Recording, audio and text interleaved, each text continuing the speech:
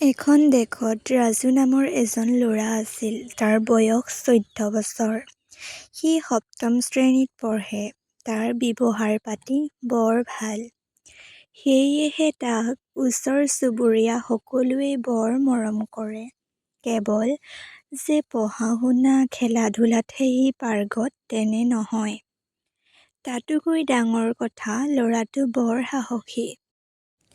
যদি কোনোবাই অন্যায় কৰে তেন্তে সি শুদাই নেৰে। তাৰ ওচৰত কোনেও মিছা কথা কৈ হাৰি যাব নোৱাৰে। পঢ়া-শুনাৰ মাজতো সময় উলিয়াই সি দুখীয়া দেউতাকক খেতি খোলাতো সহায় কৰে। এদিনৰ কথা, ৰাজুৰ দেউতাক ঘৰৰ পৰা অলপ দূৰৈত কাউৰীয়ে কা কা কৰাৰ আগতেই শোৱাপাটি এৰি হাল বাবলৈ গৈছে। সেইদিনা আছিল ৰবিবাৰ। শোৱাৰ পৰা উঠি সি ভাবিলে, আজি দেউতাকক কিছু সহায় কৰিব। সেইকাৰণে দেউতাকলৈ মাকে বান্ধি দিয়া চাহ-জলপান লৈ পথাৰলৈ গ'ল। গৰমৰ দিন। সি খোজ কাঢ়ি গৈ আছে। খোজ কাঢ়ি কাঢ়ি তাৰ বৰ ভাগৰ লাগিল আৰু পথৰ দাঁতিত থকা তেঁতেলী গছ এজোপাৰ তলতে অলপ জিৰণি ল'লে।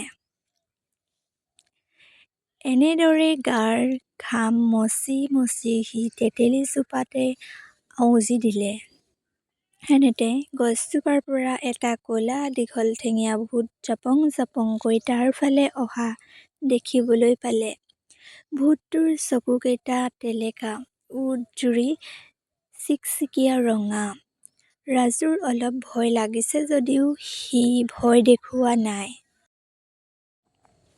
ভূতটো লাহে লাহে ওচৰ চাপি আহি তাৰ হাতৰ জলপানৰ টোপোলাটো লৈ গ'ল।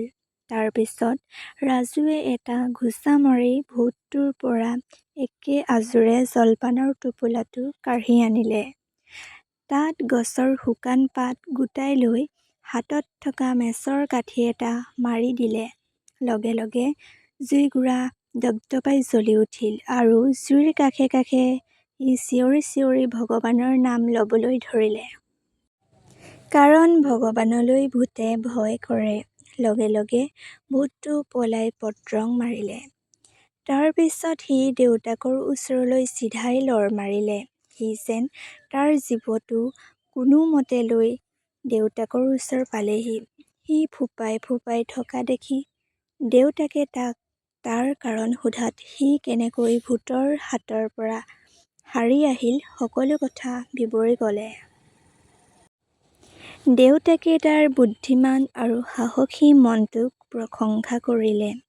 পিছদিনা সেই কথাটো বায়ু বেগে গৈ ৰাজুহঁতৰ পঢ়াশালিতো ওলাল আৰু তাৰ এনে সাহসিকতাৰ কাৰণে প্ৰধান শিক্ষকে তাক প্ৰশংসা কৰাৰ লগতে বঁটা বিতৰণী সভাত তাক সাহসিকতাৰ পুৰস্কাৰ প্ৰদান কৰিলে।